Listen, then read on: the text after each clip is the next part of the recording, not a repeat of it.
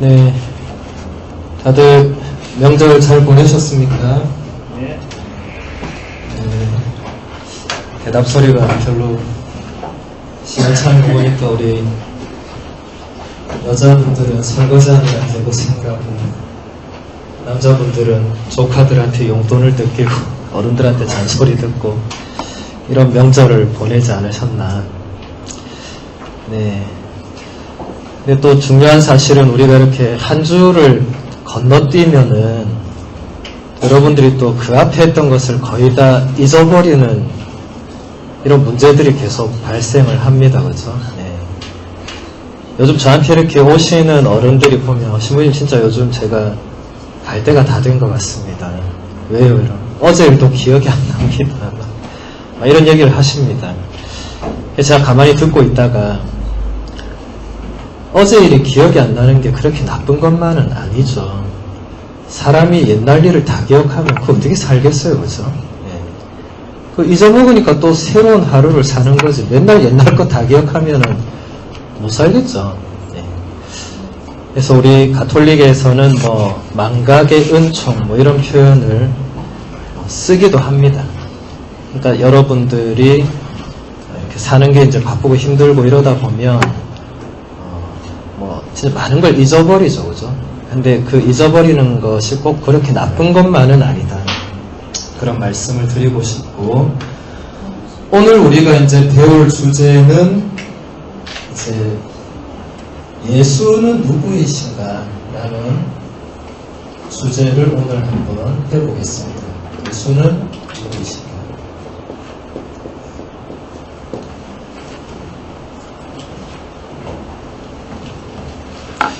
우리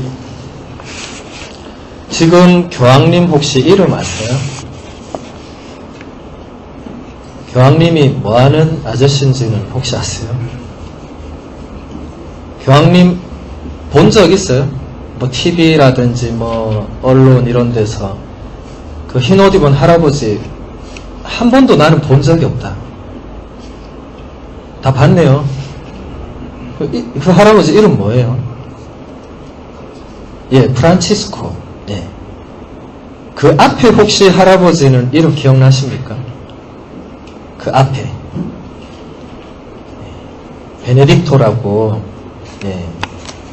혹시 이 기억나세요? 기억 안 나시죠?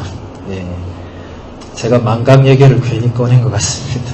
이분이 2005년부터 2013년까지 우리 교황님을 하셨던 분이죠. 지금은 이제 물러나서 이제 바티칸 안에 계시는 분인데 베네딕토라는 이름으로 독일 분이죠. 독일 분.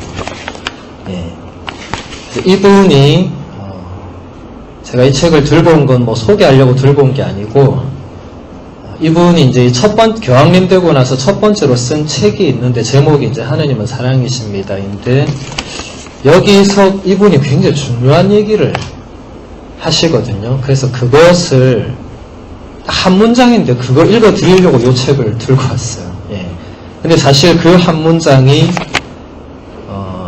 사실 우리 신앙의 모든 것을 담고 있습니다. 이분이 뭐라고 하셨냐면 그리스도인이 된다는 것은 윤리적 선택이나 고결한 생각의 결과가 아니라 삶의 새로운 시야와 결정적인 방향을 제시하는 한 사건, 한 사람을 만나는 것입니다. 이런 말씀을 하셨어요. 첫 번째, 그 맨 앞에 서론에 그것도. 예. 근데 이게 사실은 진짜 우리가 세례를 받는 이유이고 신앙생활을 하는 이유이고 그냥 모든 것을 다 담고 있습니다.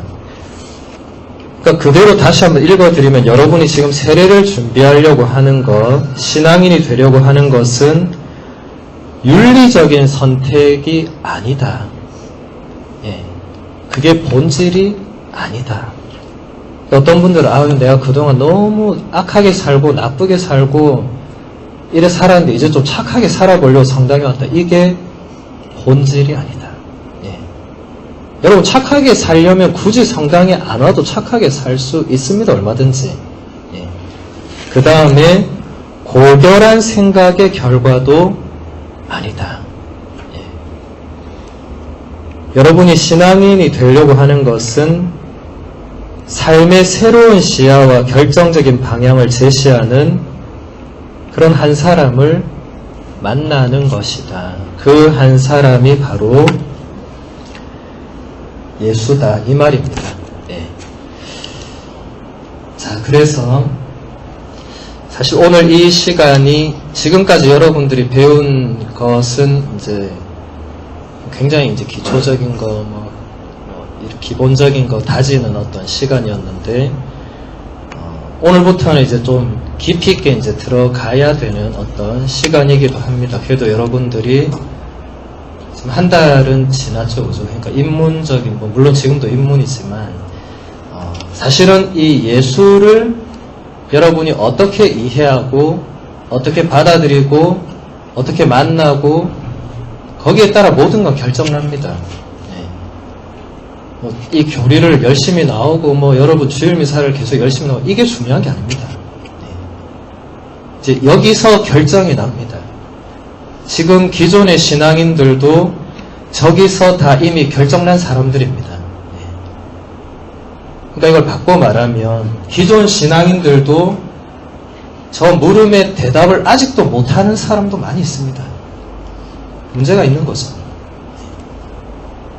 그들이 신앙생활을 헛해왔다고라고까지는 제가 말할 수 없습니다만은 지금 금방 교황님 말씀하신 대로 이 결정적인 저 한 인물을 만나지 않고 계속 살아오고 있다면 그것은 제대로 된 신앙생활은 아니다. 앞으로도 아닐 것입니다.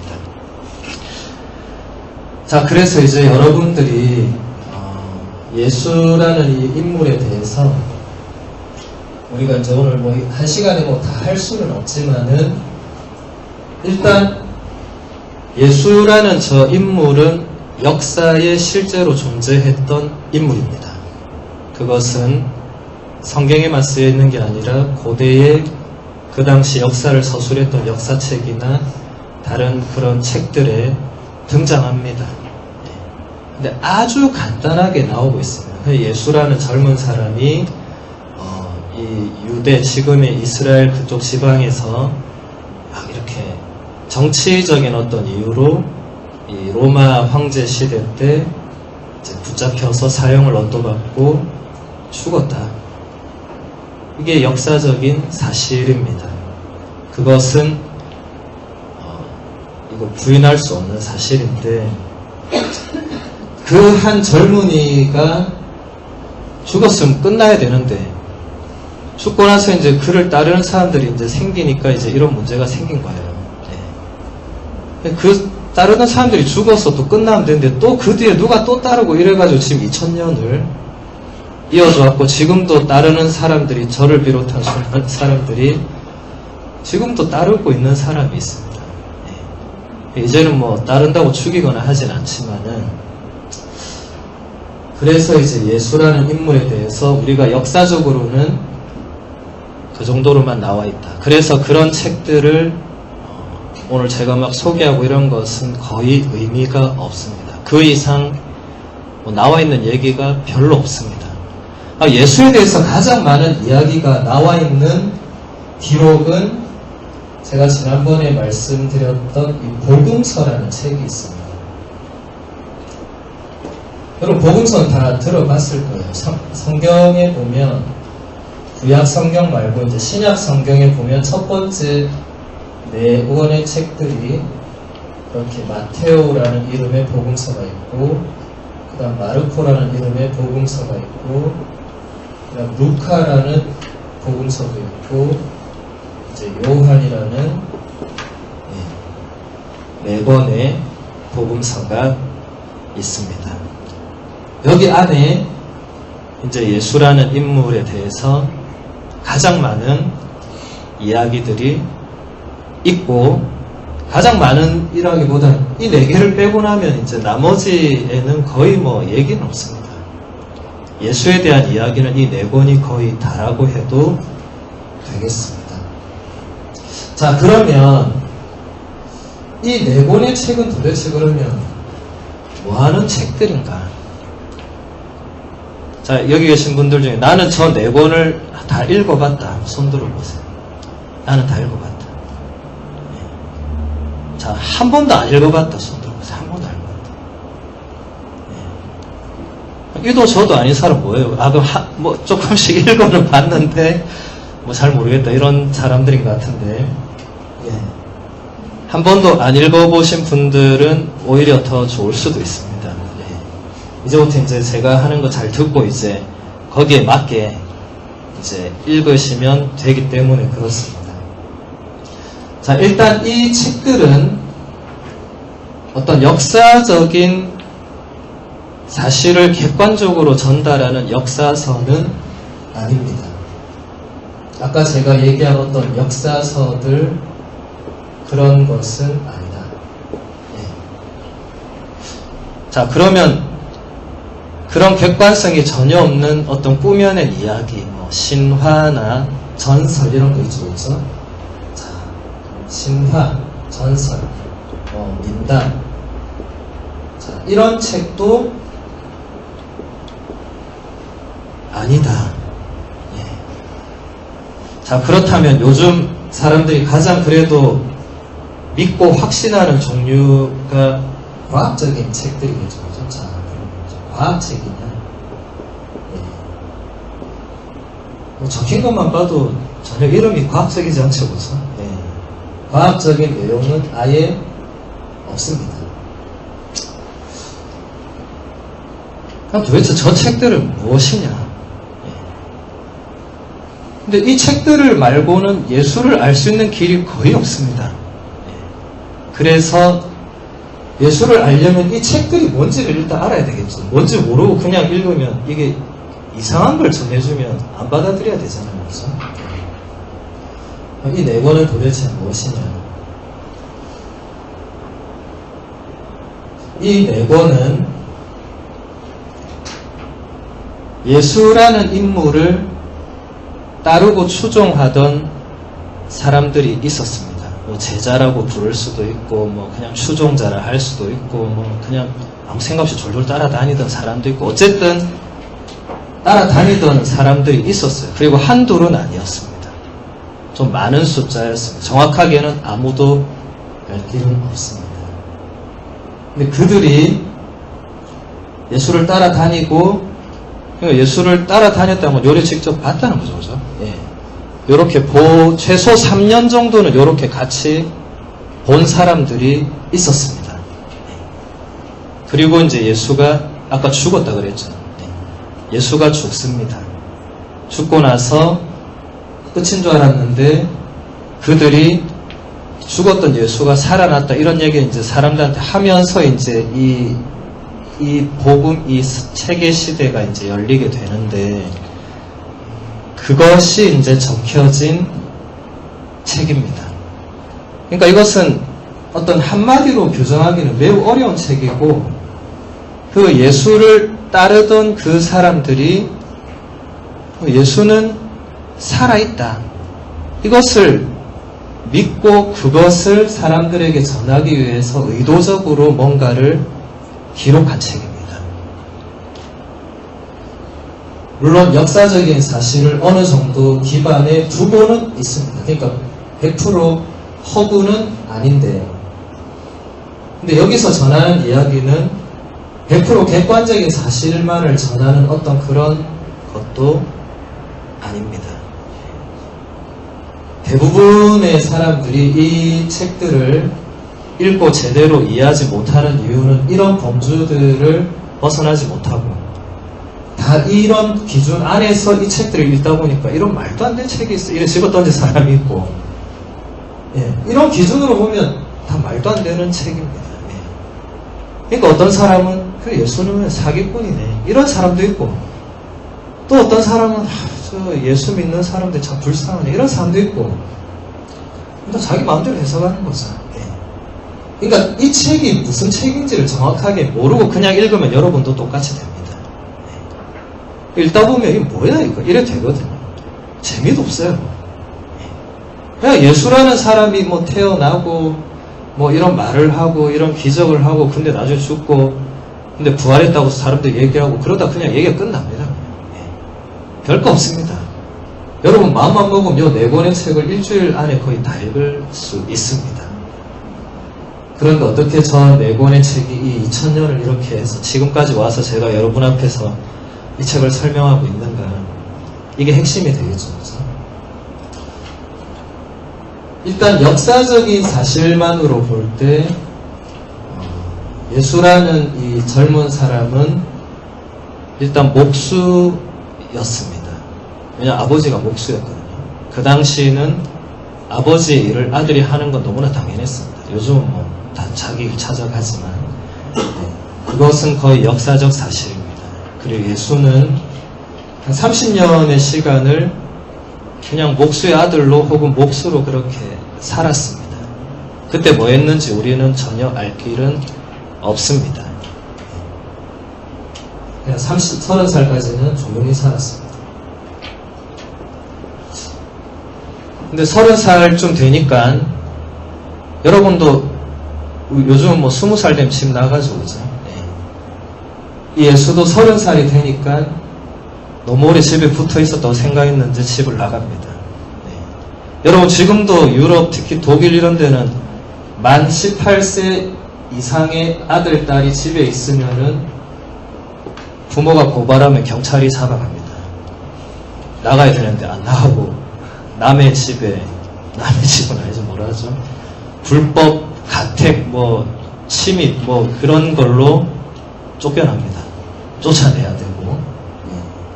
근데 우리나라는 이런 게 전혀 안 돼서 참 문제죠, 그죠? 우리는 만 60이 돼도 집에 또 있으면 또 집에 같이 있잖아요. 그러니까 맨날 싸우고 맨날 문제가 발생하죠, 그죠? 빨리 나왔으면 그럴 일이 전혀 없었을 텐데.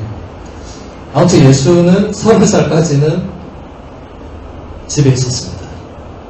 30살이 되던 해에 집을 나갔습니다.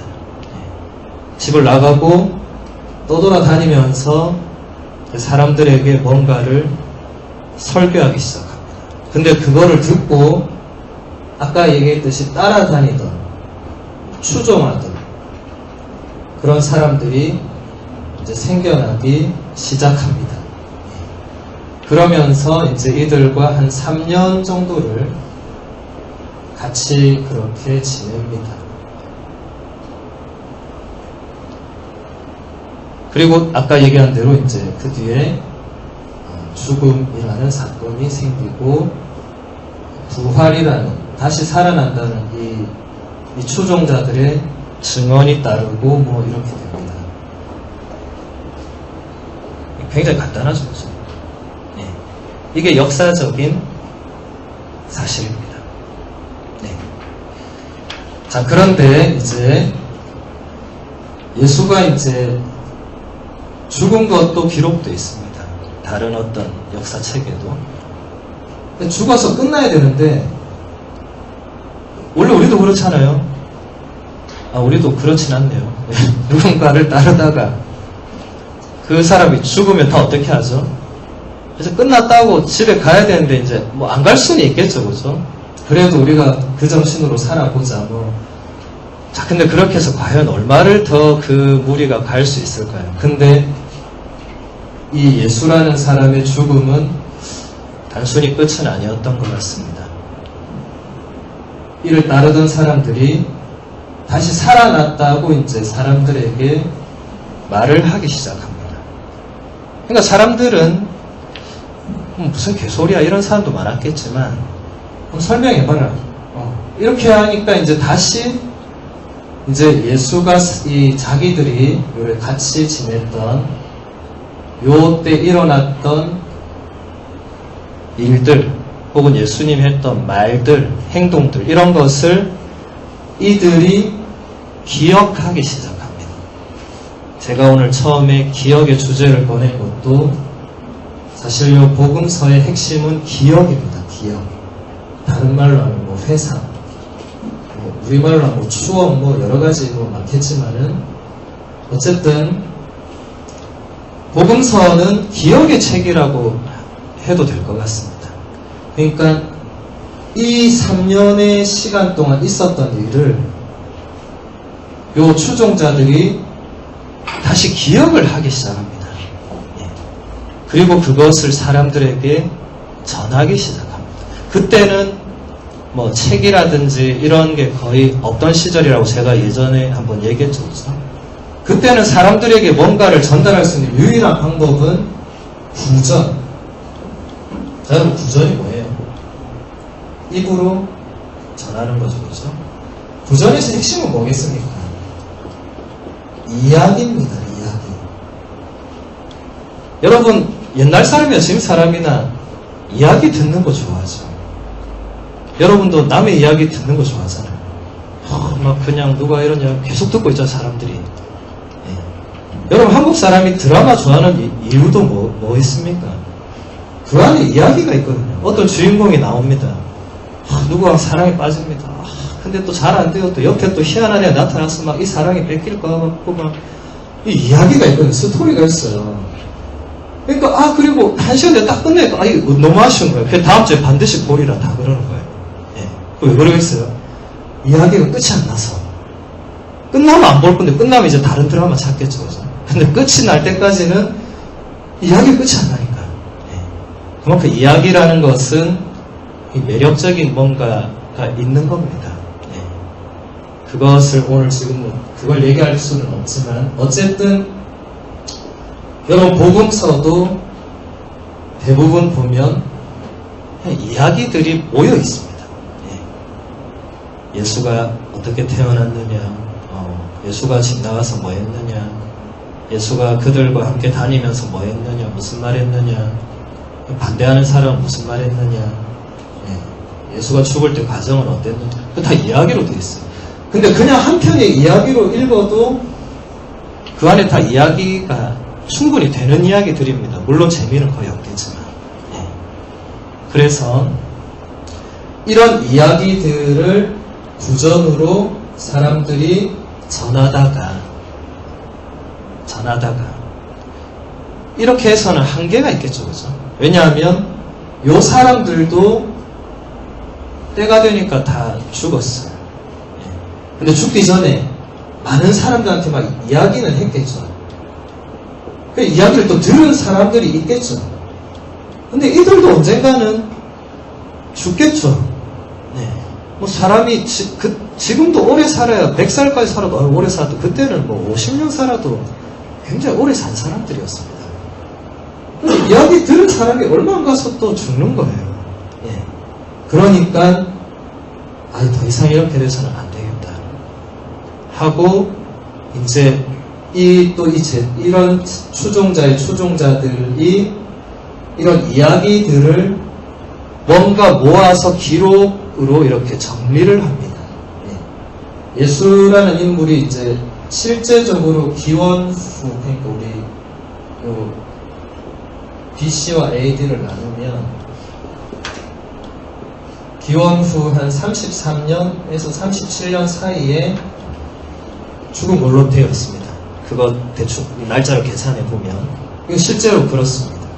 네.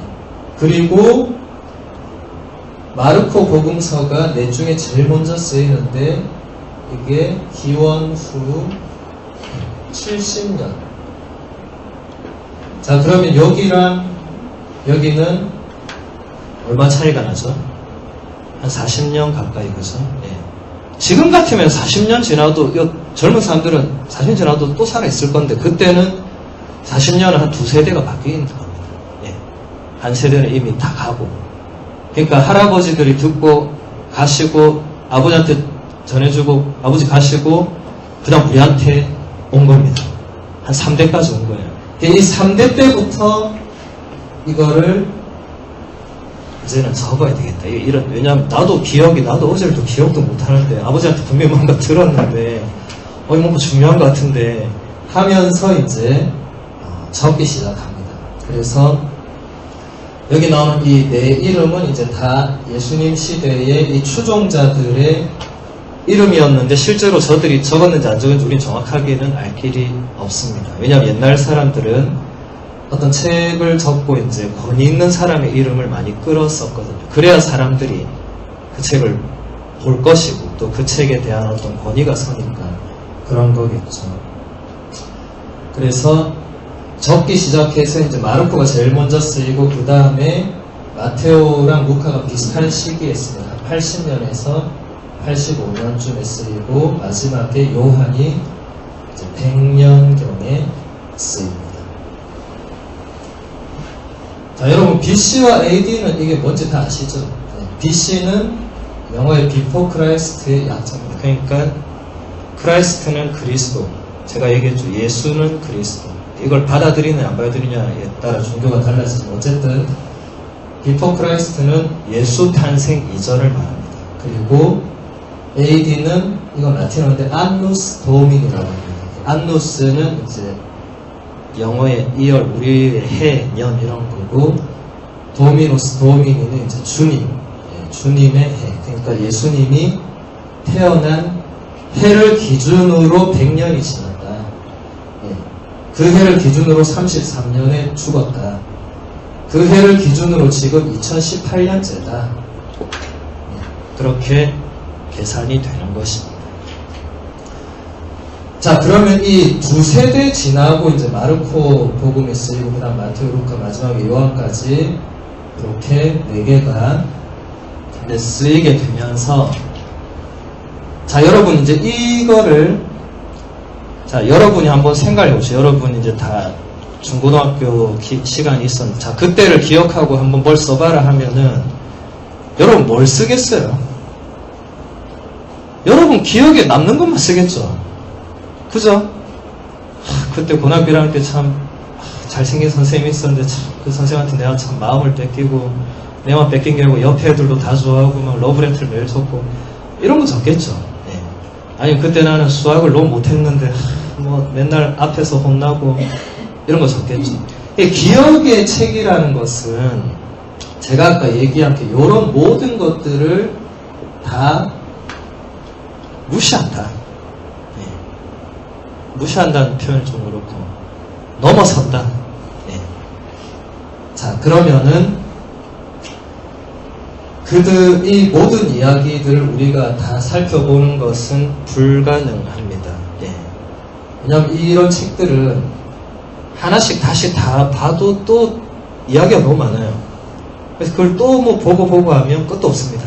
근데 여러분들이 만약에 이 책들을 집에서 뭐 혼자 이렇게 만약에 읽으신다면 이제 이런 것들을 좀 염두에 두고 읽으시면 이게 물론 뭐 그래도 모르는 부분이 훨씬 더 많겠지만 그래도 예전에는 말도 안 되는 소리네 하던 거에서는 조금 더 달라질 수가 있겠죠. 자, 추종자들이 이제 예수에 대해서 이야기들을 모으기 시작합니다. 이미 구전으로 떠돌던 거 막 이런 것들을 이제 모으기 시작합니다. 자, 그러면은 여기에서 뭔가 의도되는 어떤 그런 것들이 분명히 발생하겠죠. 분명히 이 책들은 한 권의 책들입니다. 몇 권의 책들입니다. 이 책을 이런 식으로 모으고 편집한 사람의 의도가 분명히 그 안에 깔려져 있겠죠. 이런 것들은 우리가 공부를 배울 수밖에 없습니다. 이런 걸 모르고 그냥 읽으면 그냥 그 시대의 그냥 이야기, 요즘으로 치면 그냥 드라마 속의 이야기 이 정도밖에 안 되는 것이고, 그리고 이게 여러분 적힌 게 요때라는 것은 지금과는 1900년 이상 떨어진 시대의 언어를 썼다는 겁니다. 이 내복음서는 전부 다 그 당시에 통용되던 고대 그리스어로 쓰여져 있습니다. 그게 이제 나중에 라틴어로 번역되고 그게 이제 점점 내려오면서 지금은 각 모국어로 다 이렇게 번역이 되어 있지만은 그게 무슨 말이냐면 그 당시 시대 상황이나 문학 양식이나 이런 것들을 모르고 읽으면 이해가 거의 안 된다. 그런 것입니다. 그러니까 여러분들이 이걸 집에서 혼자 읽어본 사람은 거의 이해되는 내용이 없었을 것입니다. 그냥 허무맹랑한 그냥 삼류 소설 정도 되는 그런 이야기에 왜 사람들이 성당을 가지, 교회를 가지, 이런 생각을 했을 수도 있어요. 그것은 전혀 그 시대의 어떤 문학 양식, 의도, 언어, 역사적 비평 방식, 이런 수많은 것들을 하나도 모르고 그냥 번역된 그것만 읽으면 당연히 그렇게 되는 것이죠. 그리고 번역은 반역이란 말이 있듯이 그 번역들이 다 똑같이 원문 그대로 되어 있지도 않습니다. 그리고 그렇게 될 수도 없습니다. 여러분 영어나 불어나 독일어 좀 잘하는 분들은 아시겠지만 영어, 불어, 독일어를 한국말로 옮기려고 하면 그대로 옮기는 게 불가능합니다. 일단 문법이 다르잖아요. 우리말에는 목적절, 관계 대명사 그런 게 없잖아요.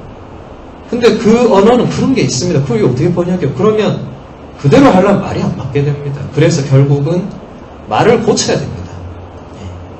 번역은 100%라는 건 존재할 수가 없습니다.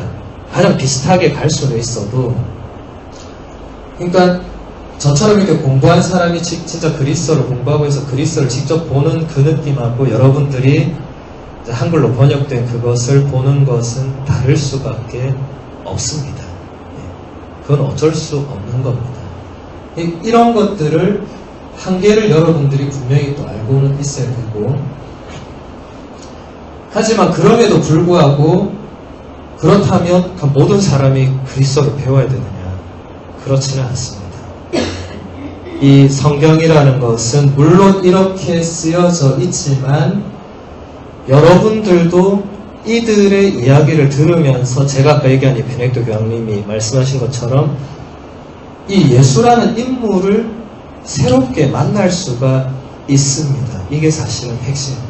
여러분 드라마를 좋아하는 이유는 드라마의 그 주인공 중에 여러분이 좋아하는 사람 분명히 있어요. 그 캐릭터 중에 누군가를 여러분이 좋아해요. 안 좋아하는데 그 드라마를 계속 본다. 이거는 좀 문제 있는 사람이에요. 분명히 좋아하는 캐릭터가 있고 저는 드라마를 안 보죠. 예를 들어 예전에 있었죠. 부세어랑 삼순이었나 금순이었나. 하여튼 삼순이랑 금순이가 있다. 맞습니까? 그러면 여러분 전부 다 이 삼순이라는 이 인물이 제발 잘 되기를, 제발 저 좋은 남자 만나 시집가고 좀 이뻐지고 살도 빼고 돈도 많이 벌고 이런 게 있어요. 그 인물을 계속 내가 만납니다. 드라마를 보면서도 아무 생각 없이 드라마를 틀어놓고 이렇게 보는 사람 거의 없고 막 애를 가슴을 졸이고 제발 저기서 저 여자가 안 들어와야 되는데 저 애가 치고 들어오고 막 이러면 3편이 끝나고 그죠? 그게 우리가 이야기가 우리 안에서 그렇게 다시 해석되고 살아 숨쉬고, 특히 거기 나오는 어떤 인물들은 물론 드라마는 굉장히 가상이지만은 우리가 가상이란 거를 그 순간 누가 이걸 가상에 생각하지 누가 있어요? 그 순간은 완전 현실이 되고 그죠? 내가 이 인물을 만나고 실제로 아예 내가 그 인물이 되기도 하고 이런 것을 우리는 체험을 합니다. 제가 자꾸 드라마를 예로 드니까 좀 이상하긴 한데, 근데 여러분이 제가 드라마 얘기할 때 가장 눈빛이 반짝거려요. 딴 얘기할 때는 전부 다 좀 졸리고 피곤한데 드라마 얘기만 나오면 막 눈들이 막 번쩍번쩍하고 머릿속에 지금 보는 드라마를 막 떠올리는 것 같습니다. 제 느낌이. 그러니까 이제 이 예수라는 인물도 여러분들이 이 이야기들을 통해서 이제 만나게 됩니다. 여러 가지 제약들이 있겠지만 여러분이 정말 예수가 누굴까 하는 마음으로 읽으면 진짜 뭔가 보입니다. 저 예수라는 인물이 이런 말도 하고 이런 행동도 하고 이런 게 그냥 읽어도 생길 수 있습니다. 그런데 이제 여러분들은 지금 세례를 준비하고 이제 어떤 신앙인으로 살겠다고 아까 교황님 말씀처럼 정말 이 결정적인 이 인물을 내가 이제 진짜 만나서 내가 이 인물에게 뭔가 내 존재와 내 삶을 이제 걸을까 말까 지금은 이제 간보는 어떤 시기가 되겠죠. 근데 진짜 여러분이 내가 저 인물에게 뭔가를 걸어보고 싶다. 그런 사람은 세례를 받아도 되고 뭐 받는 게 마땅하죠. 근데 그런 게 아니라 아까처럼 윤리적인 선택, 고결한 생각으로 결정하는, 혹은 나 이제 뭐 상담원 뭔가 좀 돈을 많이 벌게 해주시려나, 좀 뭐 잘 되려나, 막 이런 거 있죠. 이거는 말도 안 되는 어떤 그런 생각이 있으면 빨리 다음 주부터 안 오시면 됩니다. 그런 생각이 있는 분들은 빨리 저 다른 곳을 찾아가는 게 훨씬 좋습니다. 우리는 그런 종교가 전혀 아닙니다. 이 예수라는 인물을 우리가 얼마만큼 알고 만나고 이 사람이 나한테 얼마나 영향을 주느냐, 이게 사실은 그리스도교, 그리스도인, 뭐 가톨릭, 이 모든 것을 결정합니다. 그래서 여러분들이 앞으로 성당에 오시면 미사라는 걸 이제 참석하게 되면 항상 미사 중에 요 넷 중에 하나를 듣게 됩니다. 근데 더 정확하게 말하면 넷 중에 하나에 나오는 어떤 한 편의 이야기를 듣게 됩니다. 그리고 저같이 이렇게 신부가 그 이야기를 설명해 줍니다. 진짜 재미없습니다. 다음날 또 가도 또 다른 얘기 하나 가지고 또 설명하고 있습니다. 그 다음날 가면 또 다른 얘기로 또 설명하고 있습니다. 진짜 재미없습니다. 네. 그걸 재미로 추구한다면 재미없습니다. 하는 저도 재미는 없어요. 네. 재미는 없지만 우리가 인생을 재미로 사는 게 아니기 때문에 하는 것입니다. 그래서 이 제자들이 이 예수의 이야기들을 이렇게 적었고, 그게 성경에 지금 기록이 되어 있고 미사 때마다 우리가 읽고, 이거는 개신교도 마찬가지입니다. 예수를 그리스도라고 믿는 모든 종교는 자기들의 예배의 시간에서 반드시 이 책들을 읽습니다. 읽고 거기에 대해서 뭔가 설명하고, 사실 개신교 예배는 그게 전부 다죠. 그렇죠? 우리는 좀 뭐가 하나 더 있지만 나중에 차차 배우게 될 것입니다. 자, 그러면은 그럼 이제 예수가 도대체가 뭘 했느냐, 이제 이 정도로 배경은 우리가 이제 어느 정도는 됐다고 생각합니다. 충분히 이렇게 됐구나. 자, 그러면은 예수는 뭘 했느냐. 자, 사람이 할 수 있는 건 두 가지 형태로 나오겠죠. 그렇죠?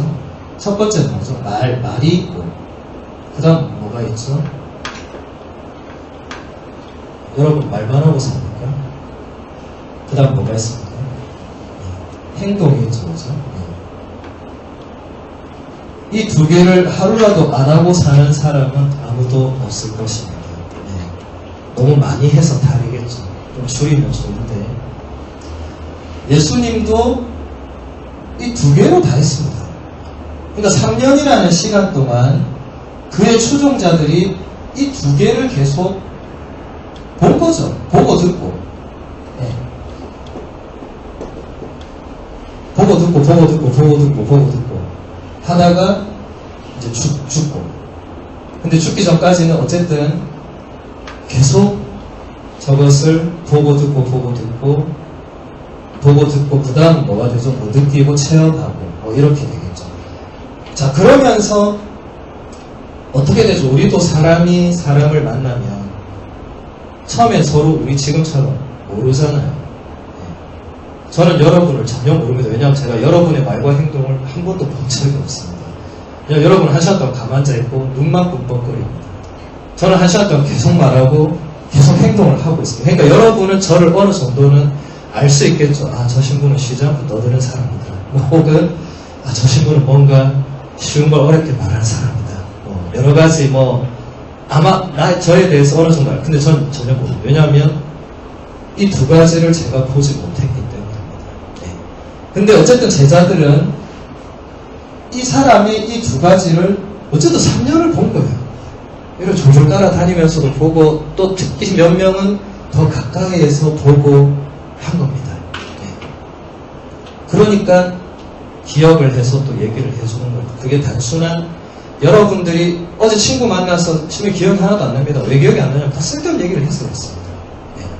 정말 쓸데없는 얘기들. 제가 요즘 사람들 이렇게 대화하는 것을 그냥 우연히 들어보면 참 세상에 대화할 게 저리 없나 이런 생각이 가끔 들 때가 있어요. 저게 정말 저 두 사람한테 그렇게 중요한가? 정말 제가 보기에는 정말 쓰잘데없는 얘기를 정말 저렇게 오랜 시간 동안 그렇게 진지하게 할 수가 없어요. 그러니까 다음날 내 기억이 거의 안 나겠죠. 제가 볼 때는 전혀 중요하지 않았기 때문에 그런 것 같습니다만, 하지만 제자들은 예수의 이 말이나 행동을 보면서 뭔가 점점 느끼는 게 있었습니다. 아, 이 사람이 평범한 사람은 아니다. 평범하면 누가 따라다닙니까? 내보다 못하면, 여러분도 그렇잖아요. 친구가 내 반도 못하면 그 친구를 누가 따라다녀? 내가 그냥 내 삶을 개척하고. 근데 뭔가 딱 만났을 때, 나보다 이 사람 훌륭하다. 이러면 뭔가 좀 더 이 사람 좀 알아야 되겠다. 혹은 뭐 배워야 되겠다. 이렇게 되는 거죠. 그러니까 제자들도 마찬가지였죠. 예수라는 인물보다 실제 그 제자들은 나이나 이런 게 훨씬 많았습니다. 예수는 사실 30살에 굉장히 젊은 청년이죠. 지금이나 그때나 30살은 젊은 청년이죠. 그죠? 제자들 중에는 이미 결혼해서 아이도 있고 나이 많은 분들도 꽤 있었어요. 근데 예수를 딱 보고 저 말하고 행동을 보고 듣고 하니까 평범한 사람은 아니다. 그러니까 졸졸졸 먼저 따라가겠습니다. 졸졸졸 따라가. 돈 주는 것도 아니고, 예수는 돈이 없는 사람이었어요. 밥 주는 것도 아니고, 밥도 없었어요. 가식이 없었어요. 근데도 졸졸 따라다니는 거예요. 그러니까 뭐가 있었다는 거죠. 그죠? 근데 이것을 예수가 선포한 말은 한마디로 그냥 표현을 하면 하느님이란 분이 우리한테 있다. 대충 그런 겁니다. 하느님이라는 신적인 존재가 우리 가까이에 있다. 이걸 조금 바꿔 말하면 뭐 하늘나라, 뭐 하느님의 나라 이런 게 있다. 근데 그게 멀리 있는 게 아니고 굉장히 가까이 있고 내가 이제 그것을 보여주겠다. 내가 이것을 보여주겠다. 이 말은 안 하셨지만 그런 것을 이제 점점 더 보여주는 거죠. 그런데 옛날이나 지금이나 이 말과 행동이 일치하지 않으면 여러분 그런 사람을 우리 뭐라고 부르죠?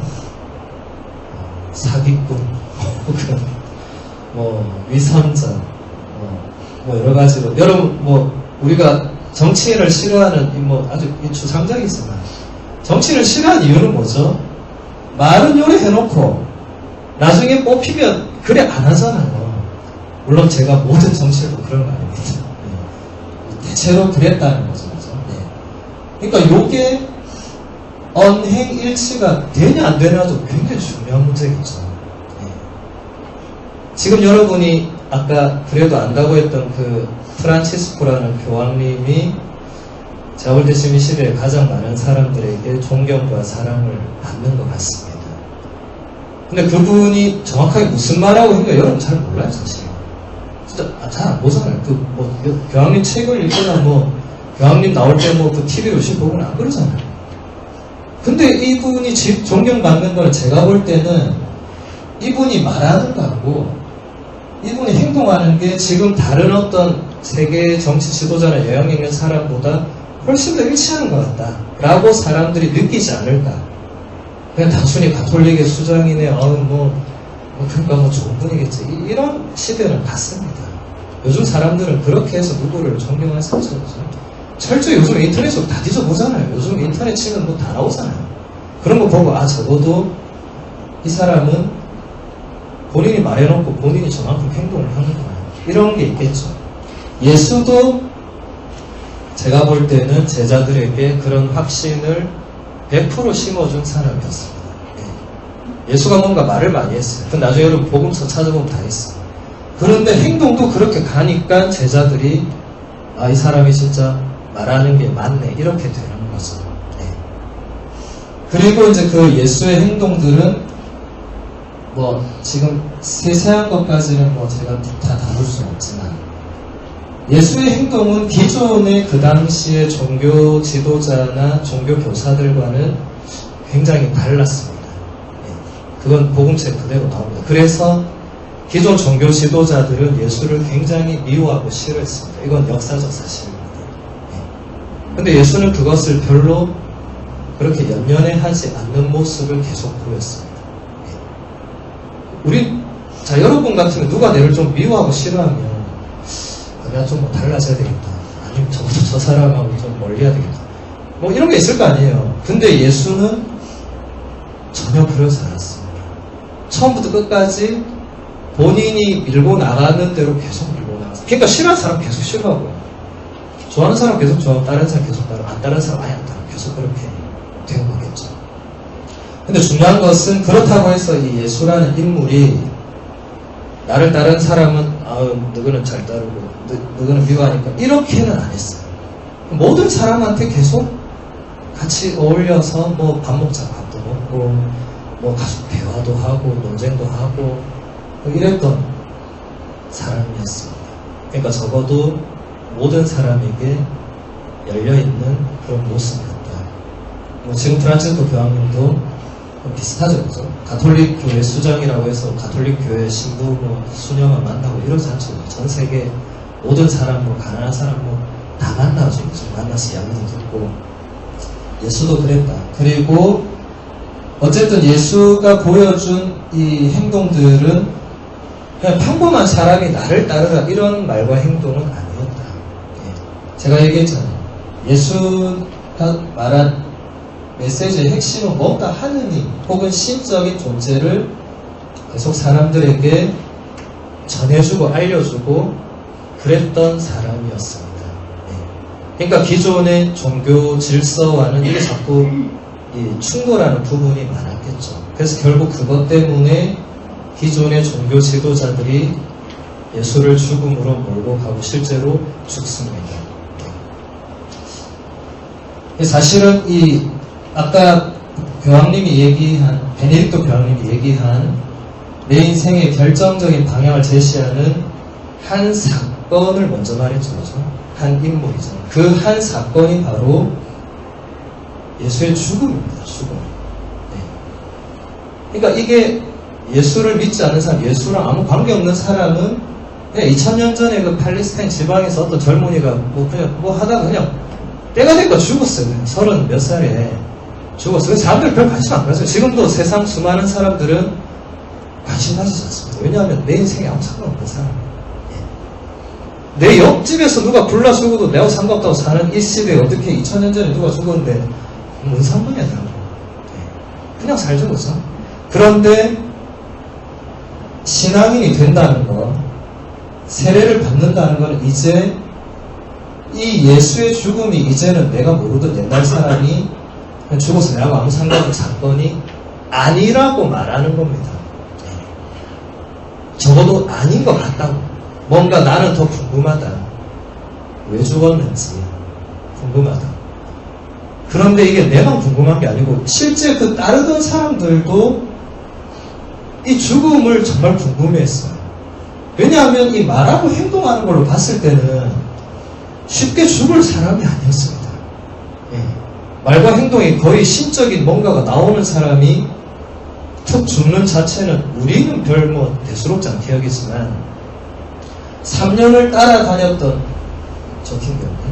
따라다녔던 요 추종자들, 제자들한테는 이거는 사실 결정적 사건입니다. 자기들이 볼 때는 있을 수 없는 일입니다. 아니 어떻게 이렇게 하느님을 전해주는 어떤 하느님과 비슷하다고 심지어는 하느님과 똑같다고 느꼈던 사람이 어떻게 무슨 로마 황제 빌라도가 이게 실존 인물입니다. 로마 황제 빌라도가 현재 십자가에 못 박아 죽여. 그 당시에 로마의 실제 사형 제도였습니다. 십자가는 로마 시민은 그 절대 십자가형에 죽이지 않았습니다. 노예들이나 식민지에서 특히 정치적으로 반란을 일으킨 사람을 가장 잔인하게 죽이는 게 십자가였어요. 그러니까 예수는 결국 정치범으로 내몰려서 죽음을 당하는데 이게 제자들이 볼 때는 말도 안 되는 거죠. 그죠? 되게 신적인 세상의 능력을 가지고 있는 사람이 빌라도가 한마디 해서 십자가 못 박혀. 그때까지도 제자들은 반신반의했어요. 에이, 설마 죽겠나. 근데 실제로 매달리게 되면 죽는 거예요. 죽는 걸 봤어요, 실제로 눈으로. 진짜 탁 죽었어. 끝났죠, 그죠? 원래 죽으면 게임이 끝나잖아요. 드라마도 주인공 죽으면 끝나잖아요. 더 이상 그 배우는 다시 나오지 않죠. 그 배우가 다른 역을 맡거나 딴 드라마로 가겠죠. 그죠? 어쨌든 다시 나오지 않습니다. 그런데 이 결정적 사건 1, 요게 1이고, 결정적 사건 2가 이제 부활이라는 우리가 지금 들어도 아주 생소한 결정적 사건. 이 베네딕토 교황님은 한 사건이라고 했지만 사실은 한 사건은 요 두 개를 같이 지칭하는 말입니다. 왜냐하면 요거 두 개는 빼서 말할 수는 없습니다. 그러니까 예수를 말할 때 예수의 죽음을 말하면서 부활을 말하지 않는다거나, 예수를 말하면서 예수의 부활을 말하면서 죽음을 말하지 않는다. 이것을 분리할 수가 없다. 그래서 지금 단어는 다르고 이게 전혀 뭐 의미하는 바도 다르지만은 같은 사건입니다. 한 사건이라고 할 때는 두 개를 같이 놓고, 요게 이제 이것을 이제 우리가 받아들이느냐 않느냐가 거의 뭐 나머지 모든 것을 결정합니다. 그리고 그것은 전적으로 여러분들의 자유로운 선택에 달려져 있습니다. 아무도 강요하지 않습니다. 누가 강요한다면 잘못된 태도입니다. 저는 마지막까지 여러분에게 강요하지 않을 것이고 여러분들이 결정하면 됩니다. 안 받아들이면 안 받아들이면 돼요. 근데 안 받아들이면 세례를 받을 필요가 전혀 없습니다. 받아들이면 이제 저게 뭔지 이제 더 저하고 같이 계속 몰두를 해야 되겠죠. 저 사람의 죽음과 부활이 내하고 도대체 무슨 상관이 있는가, 이것을 우리가 앞으로 계속 보도록 하겠습니다. 원래 봐야 될 건 정말 많았는데 앞에 걸 너무 제가 열심히 설명하다 보니까, 아무튼 오늘은 예수 이야기 1탄은 이 정도로 하고, 다음 기회에 2탄도 하도록 하겠습니다. 다음 기회는 한번 다음 주에 할 때, 그건 제가 이제 상황을 좀 보고 하도록 하겠습니다.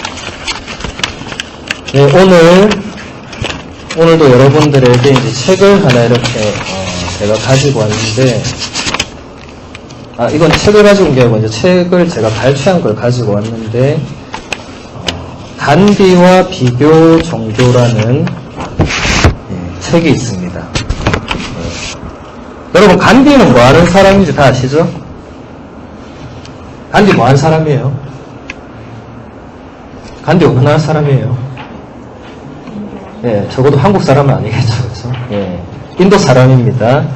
인도를 독립시킨 대표적인 아주 유명한 인물인데, 자, 간디와 비교 종교라는 책이 있습니다. 세샤기리 라오라는 이름도 아주 어려운 저자가 지은 책을 이명권 씨가 번역을 해서 2005년도에 분도출판사, 여러분에겐 좀 생소하겠지만 분도출판사라는 출판사가 있습니다.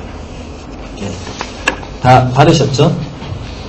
자, 그 소개하는 걸 일단 같이 보도록 하겠습니다. 여러분은 눈으로 보시고 저는 읽어보겠습니다. 이 책은 간디의 정신세계와 종교적 신념과 견해를 극명하게 드러낸다. 간디의 정신을 심층적으로 연구할 토대를 제공하고 향후 연구의 전망을 밝히며 종교에 관한 다양한 주제를 논리적, 포괄적, 비교 종교학적으로 고찰한다. 이 책은 영적 진리의 추구자뿐 아니라 간디를 알고 싶어하는 모든 이들의 오랜 열망을 충족시키고 있다.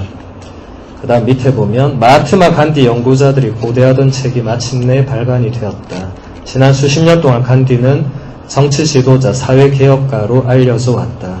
이 상세하고 권위 있는 연구서를 통해 우리는 이제 신의 사람 간디를 직접 대면한다.